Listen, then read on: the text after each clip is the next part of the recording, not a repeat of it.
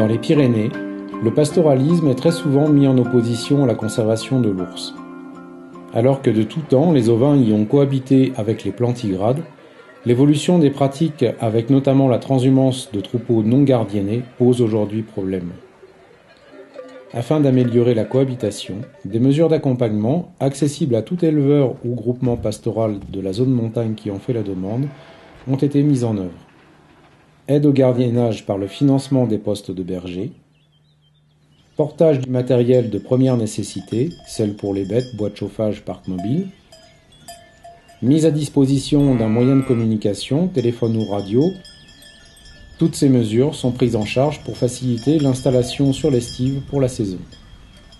À cela s'ajoute la rénovation des cabanes d'estive pour que les bergers disposent de logements convenables. Afin d'améliorer la protection des troupeaux, la fourniture de parcs électrifiés de regroupement nocturne et de chiens patous est également financée.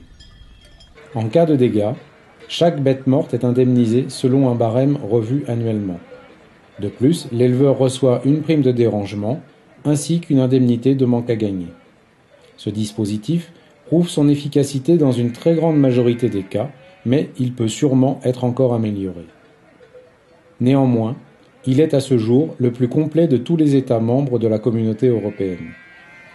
Avec environ 600 000 ovins transhumants sur le massif des Pyrénées, on estime que les pertes toutes raisons confondues, maladies, foudroiements, prédation de chiens, vols, etc., varient entre 20 à 40 000 têtes par an en montagne.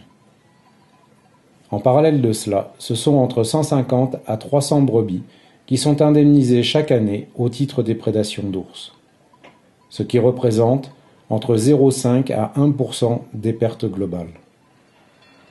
Depuis 1996, ce sont en moyenne 156 brebis qui sont indemnisées chaque année, alors que la population d'ours a été multipliée par 5 au cours de cette même période.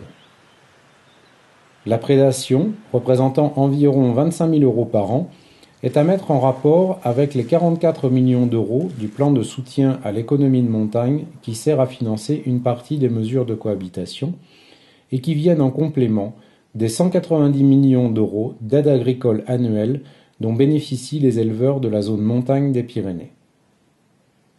À titre de comparaison, selon l'Office national de la chasse et de la faune sauvage, les dégâts de grand gibier sur les cultures sont estimés à 50 millions par an et les collisions routières à 250 millions.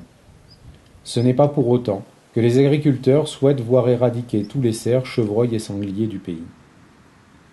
Certes, la présence de l'ours est une contrainte supplémentaire pour le pastoralisme, mais il ne peut en aucun cas être tenu responsable du déclin de la filière ovine, comme cela est déclaré régulièrement par une minorité du monde agricole.